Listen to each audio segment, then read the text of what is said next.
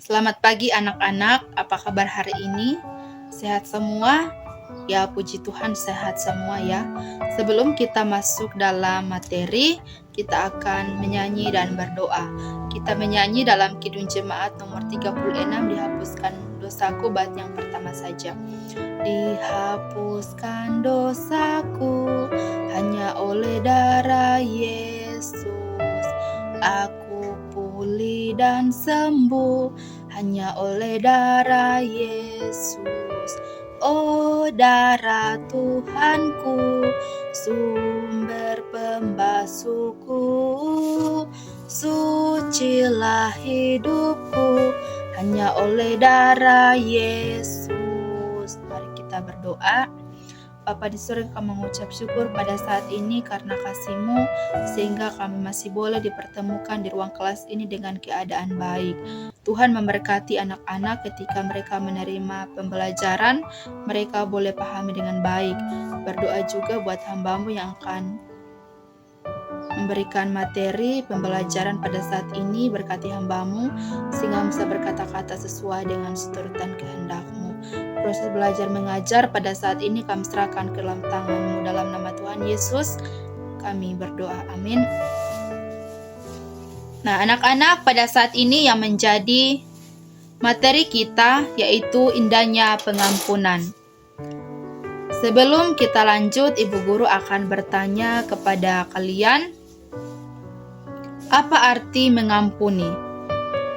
Ya, mengampuni adalah tindakan sukarela untuk melepaskan kemarahan, kebencian, atau dendam kepada seseorang yang telah menyakiti kita. Mengampuni juga bisa diartikan sebagai pembebasan atau pelepasan dari kesalahan atau dosa. Ya, mengampuni berarti kita memaafkan seseorang atas kesalahan yang dilakukannya dan tidak mengungkit kesalahan itu lagi. Pada kenyataannya cukup sulit untuk melakukannya. Mengapa? Karena setiap orang memiliki sikap egois dan keangkuhan yang cenderung menempatkan dirinya sebagai orang yang paling benar, sedangkan orang lain selalu menjadi pihak yang salah. Mengapa demikian? Karena kita selalu tergoda untuk hanya melihat ke dalam diri kita saja. Kita berpikir dari sudut diri sendiri dan lupa untuk berpikir dari sudut orang lain. Ya, contohnya jika terjadi masalah atau pertikaian dengan teman, orang tua, atau sahabat-sahabat, kita cenderung menyalahkan mereka tanpa mau bersusah payah mencari tahu mengapa dia marah kepada kita, padahal kemungkinan ada perbuatan kita yang tidak berkenan kepada mereka. Nah, anak-anak, banyak orang mengira bahwa mengampuni berarti melepaskan masalah, merelakan kesalahan orang lain, membebaskan diri dari kebencian, dendam, dan marah. Sebenarnya, mengampuni itu adalah perbuatan yang terutama kita lakukan untuk diri kita sendiri tanpa melupakan orang yang menyakiti kita. Dengan mengampuni, kita bisa melepaskan diri kita dari amarah dan dendam, bukan melepaskan orang lain pada pikiran kita. Namun, seberapa luka yang telah terjadi, kita tidak akan sembuh dari luka itu sampai kita mengampuni kesalahan orang yang bersangkutan. Pengampunan adalah sebuah keputusan dari hati, dan mengampuni tidaklah mengubah masa lalu, melainkan memberikan masa depan yang baik. Dengan begitu, berarti kita sudah menjadi orang yang baik ketika kita bisa memberikan pengampunan. Sebelum kita lanjut materi selanjutnya, Ibu Guru mau bertanya kepada kalian di sini, ada yang tidak bisa mengampuni kesalahan orang lain? Ketika orang lain itu melakukan kesalahan kepada kalian. Nah, anak-anak, kita tidak boleh menyimpan dendam kepada orang lain. Karena Tuhan lebih dahulu mengampuni kehidupan kita semua. Kita lanjut, yaitu bagaimana mengampuni. Bagaimana mengampuni? Ibu guru bertanya kepada kalian, apakah kalian pernah dipermalukan oleh seseorang dan hal itu selalu tersimpan di dalam ingatan kalian? Tapi semakin kita mengingatnya, semakin dalam rasa benci. Coba kalian berpikir, mengapa dia melakukan hal itu kepada kalian? Kemudian cobalah kalian membuat daftar apa yang menjadi penyebabnya. Misalnya, karena kamu pintar dan tekun belajar, atau kalian cenderung tidak mau bergaul sehingga teman-teman memiliki pemahaman yang salah tentang diri kalian. Mungkin karena kecerobohan atau dalam menyebarkan rahasia yang dipercayakan kepada kalian. Atau karena kalian lalai mengundangnya ke pesta ulang tahun, atau karena kamu punya teman baru. Nah, jika diruntut, selalu ada hubungan sebab akibat dalam rusaknya sebuah hubungan yang berakhir dengan pertengkaran dan kebencian dan dendam. Nah, jika kita berpikir secara objektif, kita akan temukan bahwa kedua belah pihak turut menyebabkan rusaknya hubungan antar teman atau saudara-saudara. Nah, anak-anak semua bawa Alkitab, ya Ibu Guru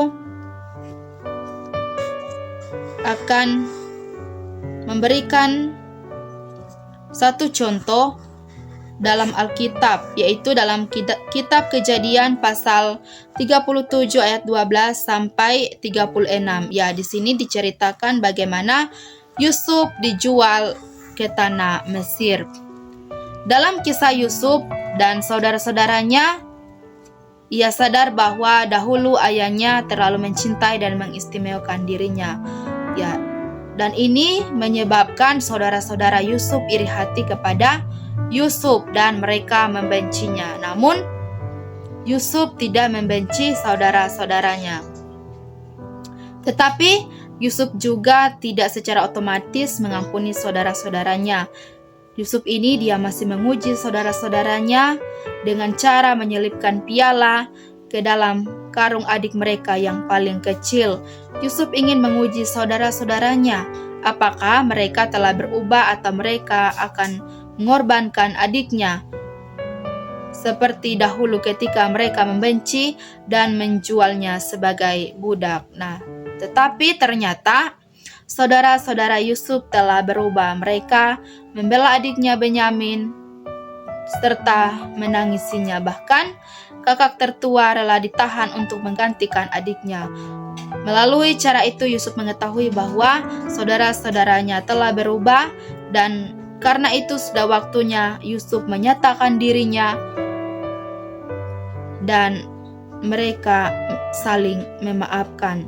Yusuf tidak menanti supaya saudara-saudaranya ketakutan dan mengemis untuk dimaafkan, tetapi dialah yang mengambil inisiatif untuk mendatangi mereka. Jadi, pengampunan yang kita berikan pada seseorang hendaknya lahir dari niat baik dan ketulusan hati kita. Kita melihat tadi contoh Yusuf. Yusuf pada dasarnya memiliki hati pemaaf. Sejak dia melihat mereka, dia sudah mulai berupaya menciptakan pemulihan hubungan persaudaraan mereka.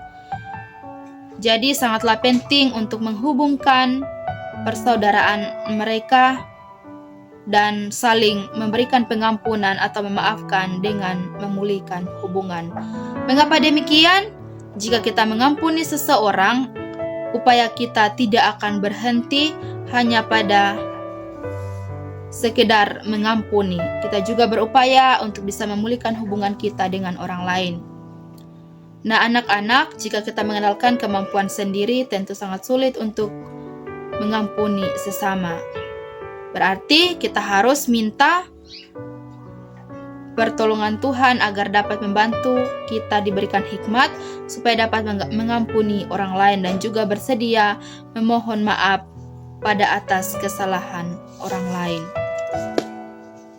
Karena Allah telah terlebih dahulu mengampuni kita. Dia mengirimkan Yesus Kristus untuk menyelamatkan kita. Jadi, anak-anak, cara kita menjawab pengampunan Tuhan adalah dengan mengampuni orang lain yang bersalah kepada kita, ataupun rela meminta pengampunan pada seseorang yang kita rugikan dan kita sakiti. Banyak orang masih merasa sulit untuk mengampuni orang lain, mampu meminta pengampunan atas kesalahannya karena mereka selalu berpikir kalau dirinya benar. Nah, anak-anak, berarti kita harus bisa mengampuni orang lain walaupun orang lain telah menyakiti kita, karena Tuhan lebih dahulu mengampuni kesalahan kita. Jadi, demikianlah materi yang Ibu sampaikan pada saat ini. Jadi, anak-anak, kalian harus ingat, pelajari dengan baik materi ini. Sebelum Ibu mengakhiri materi, apakah anak-anak ada yang mau bertanya? Ya, jika belum ada, Ibu akan memberikan pekerjaan rumah dan ini harus dikerjakan dengan baik. Minggu depan dikumpulkan kepada Ibu. Soal yang pertama, baca dan teliti Matius pasal 8 ayat 22 sampai 35 yang berisi pengampunan mengenai orang yang kesalahannya telah diampuni, tetapi tidak mau mengampuni kesalahan orang lain. Simpulan perumpamaan ini terdapat dalam ayatnya yang ke-35. Coba kalian tuliskan pendapat tentang bagian Alkitab ini dikaitkan dengan topik mengampuni. Bandingkan dengan pengalamanmu seperti yang telah dibahas dalam materi pembelajaran hari ini. Kemudian soal nomor 2. Simak lagu dengan teliti dalam Kidung Jemaat nomor 36, Dihapuskan Dosaku, dan tuliskan kesan ketika menyanyikan lagu tersebut. Ya, demikian soal yang Ibu Guru berikan kepada kalian. Tetap kerjakan di rumah dengan baik dan kumpulkan kepada Ibu. Ya, demikian materi pada saat ini. Sampai jumpa minggu depan. Sebelum kita akhiri proses belajar kita, mari kita berdoa. Terima kasih Tuhan, pada saat ini kami telah belajar bersama-sama tentang mengampuni. Tuhan memberkati anak-anak sehingga mereka bisa pahami materi yang telah kami pelajari pada saat ini. Kami akan kembali ke tempat kami masing-masing. Tuhan jaga pelihara hidup kami agar kami tiba di tempat kami dengan keadaan baik, dan minggu depan kami boleh diperjumpakan dengan keadaan yang selamat. Di dalam nama Tuhan Yesus kami berdoa. Amin.